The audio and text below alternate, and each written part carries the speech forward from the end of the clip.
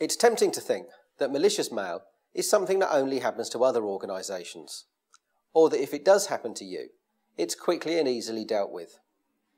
I've got some personal experience of just how disruptive it can be. Let me take a couple of minutes of your time to tell you about it, and how you can deal with it. In the early 2000s, I worked for a magazine publishing subsidiary of one of the main media organisations in London. The building I worked in was across the road from the main plant where some of Britain's most popular newspapers were written and printed.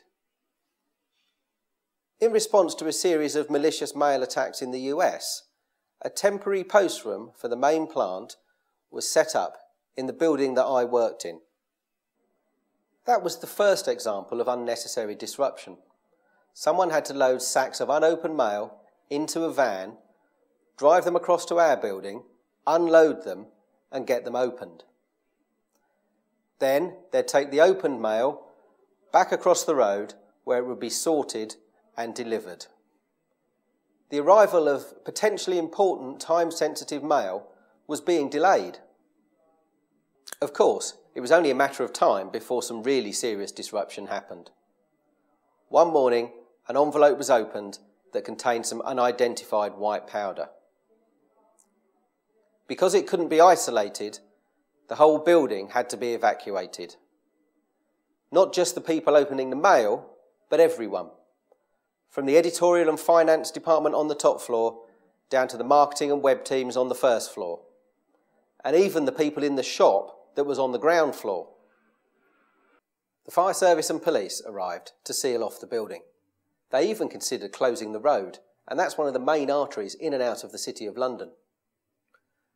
Some firemen in breathing apparatus put the offending envelope into a sealed container and then did a full sweep of the temporary post room to make sure that none of the powder remained.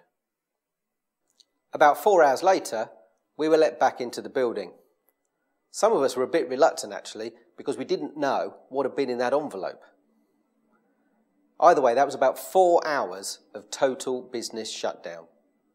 It was a good job it wasn't magazine production day. If it had been, our titles would have missed their pre-arranged printing slots. We'd have had a lot of disgruntled advertisers and readers, and they cost money. Could your organisation afford to just shut down for the day? I doubt it. More likely, you'd be looking at the sort of costs that give chief executives nightmares. You can avoid that possibility by installing a compact and easy-to-use mail scanner. Don't let your post room cause a business shutdown, or maybe something even worse.